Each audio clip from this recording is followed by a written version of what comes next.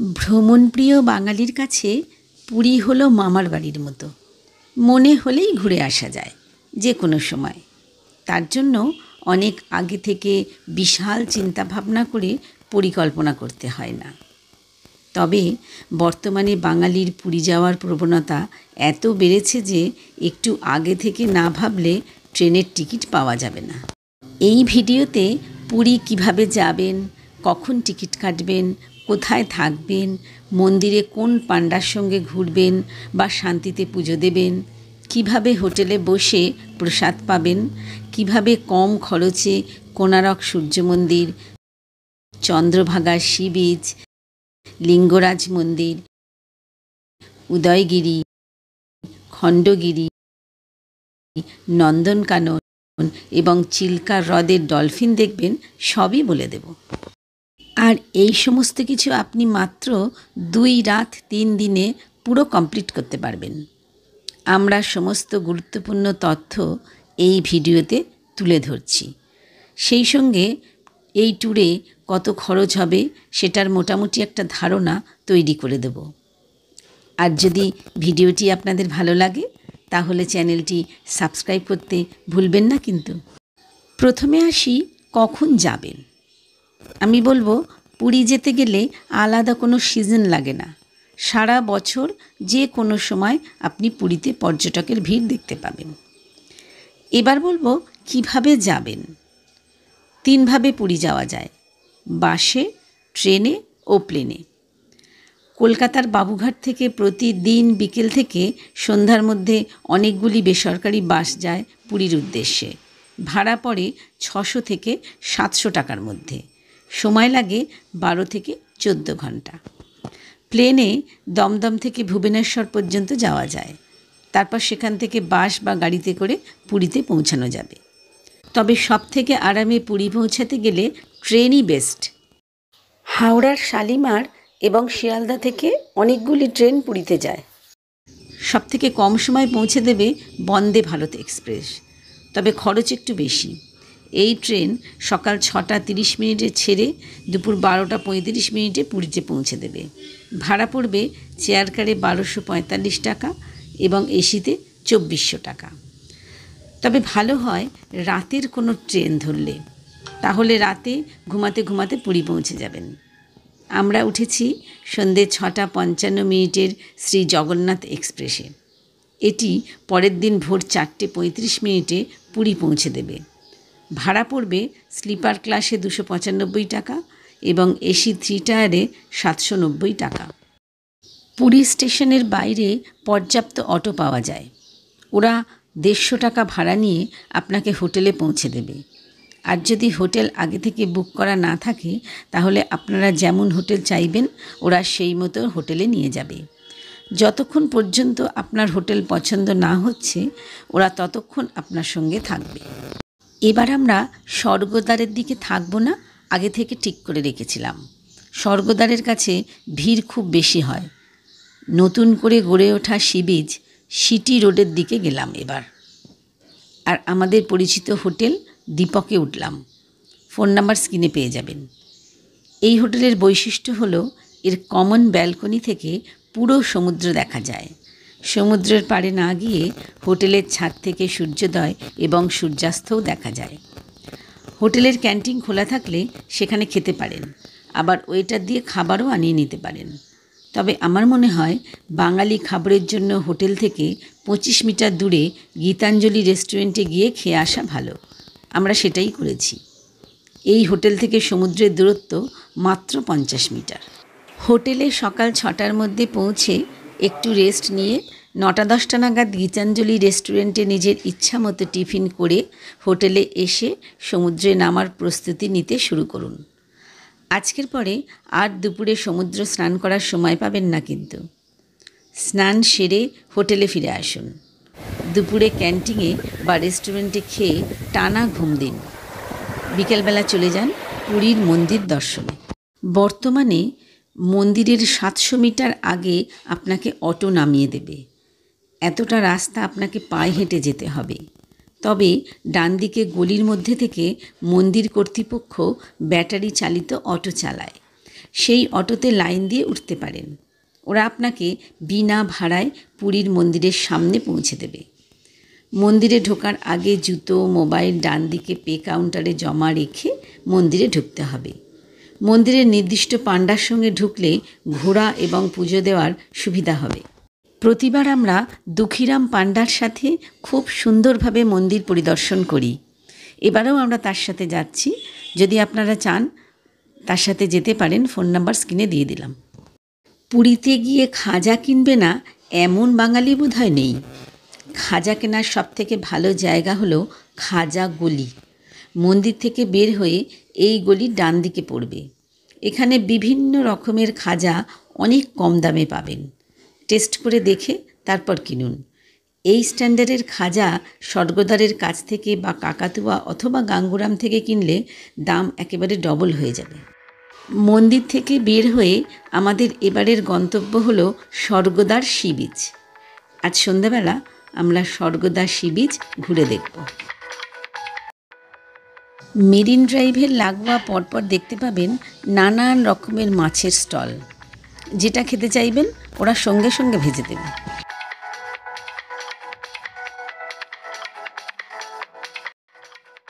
তারপর সমুদ্রের দিকে যত এগিয়ে যাবেন এক এক করে দেখতে পাবেন মণিহারি দোকান, নানা রকমের ঝিনুকের সামগ্রী, ব্যাগ থেকে শুরু করে গৃহস্থলীর নানা সরঞ্জাম।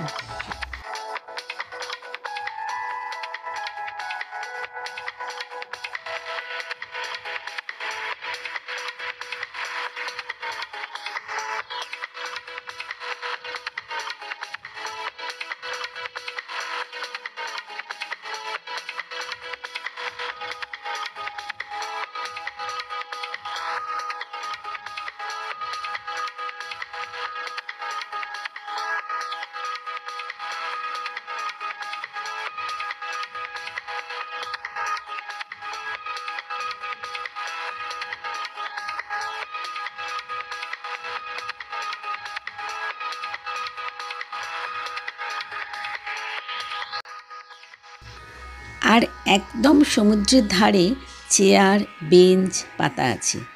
এগুলিতে ঘন্টা হিসাবে ভাড়া নিয়ে পর্যটকরা বসে বসে সন্ধ্যাবেলার সমুদ্রের সৌন্দর্য উপভোগ করেন। স্বর্গদ্বার সি বিচে ঘণ্টাখানেক কাটিয়ে সিটি রোডে হোটেল দীপকে ফিরে আসুন। হোটেল দীপকের সামনে পাবেন Deepak bus service. Phone number স্ক্রিনে দিয়ে দিলাম। এখান থেকে পরের দুদিন দুটি ট্রাভেল স্লট বুক করুন।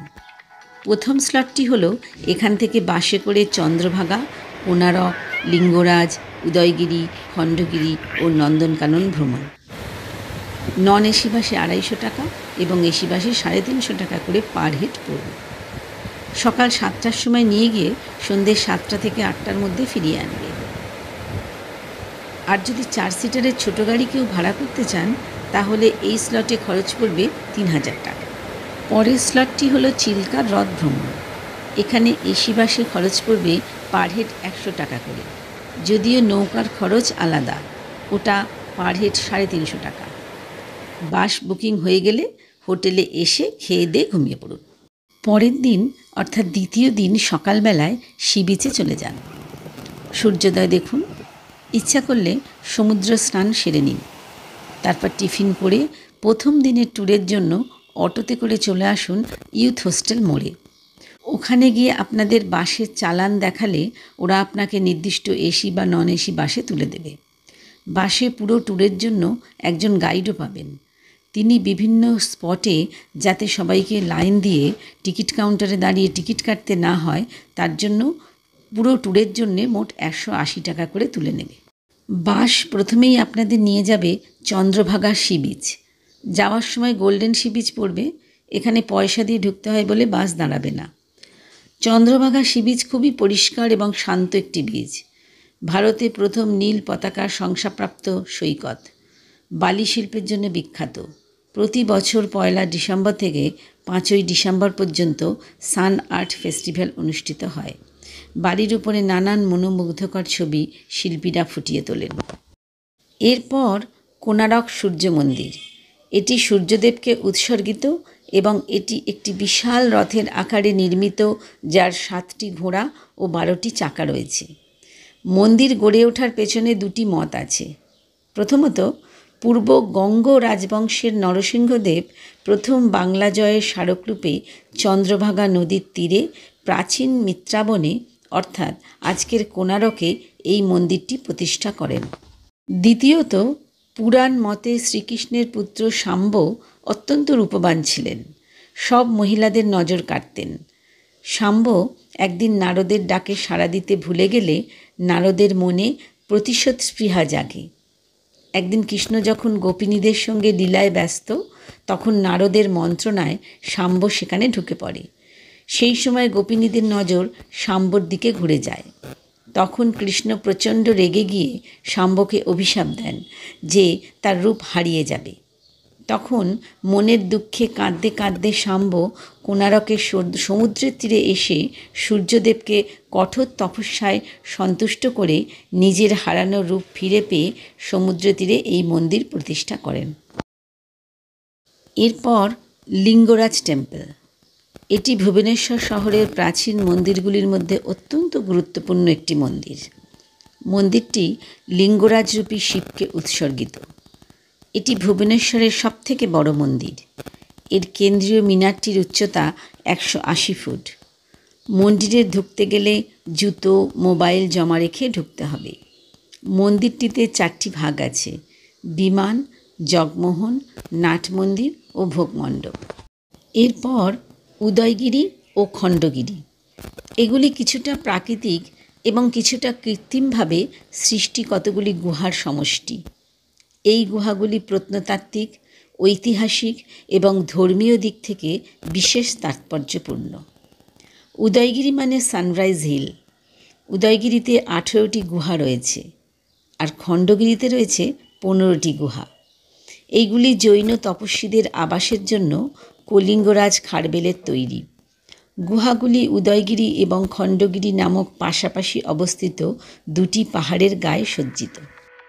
পরের গন্তব্য নন্দনকানন চিড়িয়াখানা। 1000 একরেরও বেশি জায়গা নিয়ে এই চিড়িয়াখানা তৈরি করা হয়েছে। আমরা এবার এর গেট দিয়ে ভেতরে প্রবেশ করছি। ব্যাটারি চালিত এই গাড়িগুলি ভাড়া নিয়ে চিড়িয়াখানার ভেতরে ঘুরতে পারেন। এরপর দেখাবো চিড়িয়াখানার কিছু চিত্তাকর্ষ অধিবাসী। সবগুলি দেখানো সম্ভব নয়, তাহলে আর ভিডিওটা শেষ করতে পারবো না।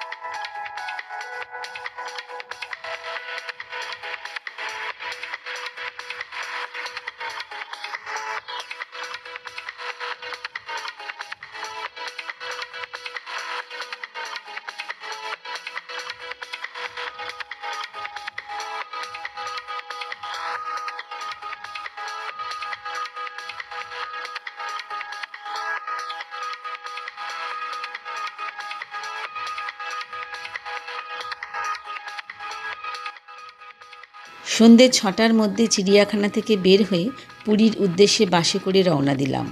হোটেলে 8টা নাগাদ ফিরে খেয়ে দিয়ে রাত্রিবাস। পরের দিন অর্থাৎ তৃতীয় দিন সকাল 8টার মধ্যে চিল্কা হ্রদ দেখার জন্যে অটোতে করে চাণক্য বিহার হোটেলের সামনে পৌঁছে গেলাম। বুকিংয়ের স্লিপ দেখিয়ে নির্দিষ্ট বাসে বসে পড়লাম। বাসে ঘণ্টা 2 যাওয়ার পরে চিল্কা হ্রদের সামনে পৌঁছালাম। এখান থেকে ভুটভুটি নৌকায় করে চিল্কা হ্রদের উপরে যাত্রা শুরু হবে। নৌকা ভাড়া 350 টাকা পার হেড এবং লাইফ জ্যাকেটের জন্য 20 টাকা করে পার হেড দিতে হবে। নৌকা আবার এখানে নিয়ে আসবে 2.5 থেকে 3 ঘন্টা পরে। লাঞ্চে কি খাবেন তা আগে থেকে বুক করে নিতে পারেন লক্ষ্মী বিনোদিনী হোটেল থেকে, বা ফিরে এসেও বুক করতে পারেন। এবার চিল্কা হ্রদের উপরে নৌকা বিহার শুরু হলো। ভাগ্য ভালো থাকলে ডলফিন দেখার সুযোগ মিলল।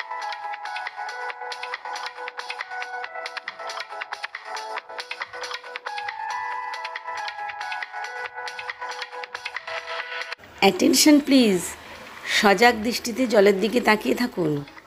ডলফিনের ভল্ট দেখতে পাবেন।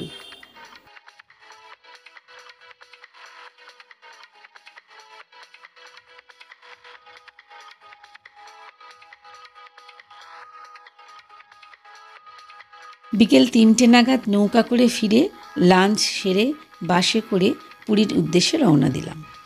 হোটেলে ফিরে লাগেজ গুছিয়ে 8টা নাগাদ খাবার হোটেল থেকে ডিনার প্যাক করে পুরী স্টেশনের উদ্দেশ্যে রওনা দিলাম। রাত 10টা 10 গরিব রথে করে পরের দিন শালিমার স্টেশনে পৌঁছালাম সকাল 7টা 10। এবার আসা যাক খরচে। যে কোনো ট্যুরে কত খরচ হবে সেটা নির্ভর করে আপনি কিসে যাতায়াত করলেন, কেমন হোটেলে থাকলেন আর কি খেলেন তার উপরে। আমি মাঝারি মানের একটা খরচের হিসাব দিচ্ছি। একটা ফ্যামিলি অর্থাৎ 3 জন গেলে পার হেড কত খরচ পড়তে পারে সেটা বলছি। হাওড়া থেকে পুরী ট্রেন ভাড়া 295 টাকা। পুরী স্টেশন থেকে হোটেলের টোটো ভাড়া 150 টাকা। হোটেল ভাড়া 3 দিনে পার হেড 2000 টাকা করে। 2 দিনে মোট অটোয়ে ভাড়া 400 টাকা। প্রথম দিন ঘোরার ভাড়া 250 টাকা। দ্রষ্টব্য স্থান ঘোরার টিকিট 180 টাকা। চিল্কা হ্রদের ব্রাশ ভাড়া 100 টাকা। চিল্কা হ্রদের নৌকা ভাড়া 350 টাকা। 3 বার লাঞ্চের খরচ 450 টাকা। 2 বার ডিনারের খরচ 200 টাকা।